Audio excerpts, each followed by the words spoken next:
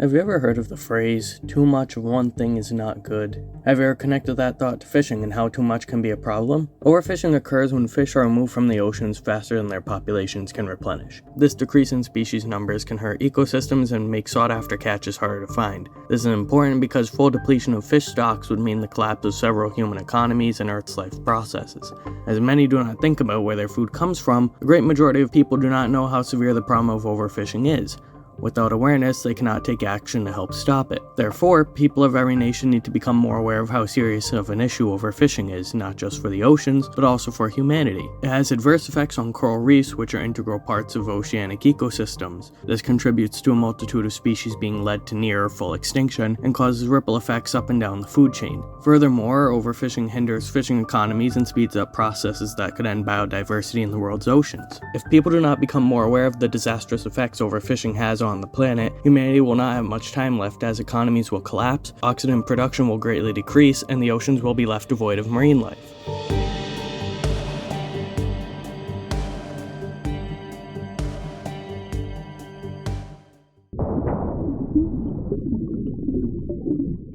Overfishing drastically harms coral reefs that are centers of biodiversity and ocean life that are integral to oceanic ecosystems. According to the National Oceanic and Atmospheric Administration, the head of the United States Ocean Research, many species of fish use coral reefs as breeding and hunting grounds. Oftentimes, herbivorous fish that feed on algae are removed from reefs by nets and traps. This causes two large problems. The first is that the absence of herbivorous fish allows algae to grow uncontrolled and slowly kill the coral. When an excessive amount of fish in these areas are removed, it severely damages the populations that produce there and starves those that hunt them as prey. Those predators then go hunt and weaken other fish populations. The other large problem for coral from overfishing is that traps and nets also damage and break them. Said corals take many years to regrow into their former states. Large corals often grow between 0.3 and 2 centimeters each year, taking up to 10,000 years to form a reef. Barrier reefs and atolls take even longer, between 100,000 and 30 million years to form. Furthermore, the loss of coral further adds to the fish reproduction and hunting issues by damaging their habitats and shelters, displacing both prey and predators. If habitats continue to be destroyed by human overfishing, it will not only damage fish populations, but threaten to fully deplete them.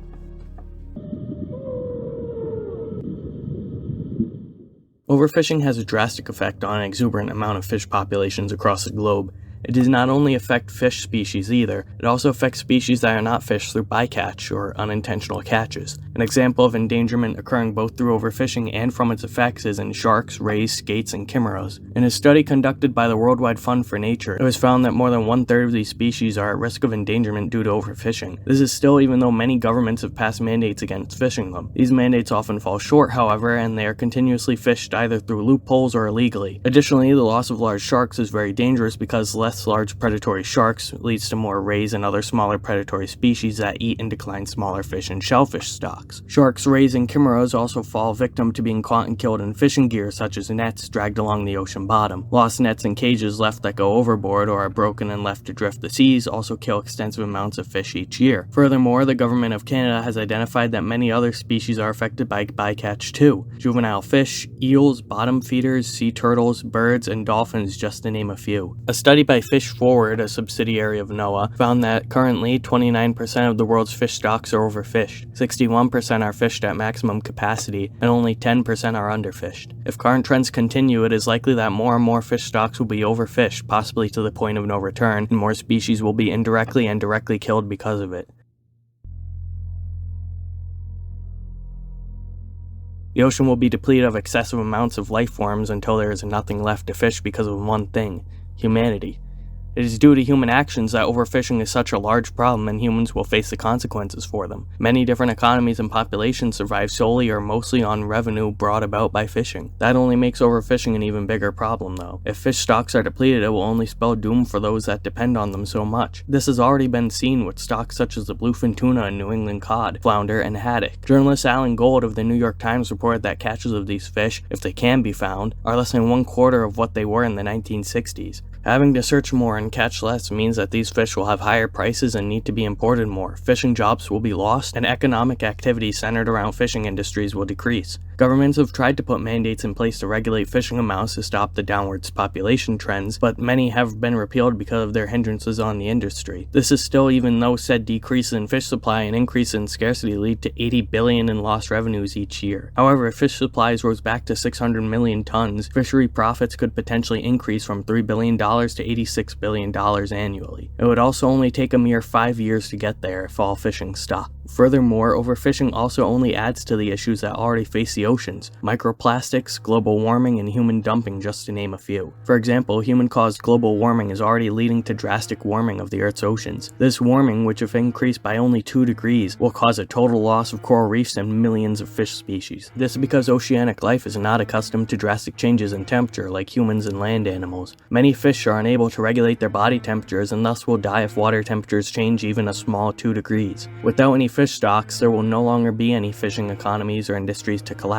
Furthermore, if the oceans are devoid of life due to overfishing and other human-caused issues, we'll face a much larger issue in a loss of oxygen. About half of the planet's oxygen is created by carbon dioxide absorbing plankton at the ocean's surface. Without them, the only source of oxygen left will be trees. If humanity does not change its ways, it will not only mean an end for life in the oceans, but also an end for a great amount of life on land, including humans. There needs to be more awareness about overfishing and its effects on the planet.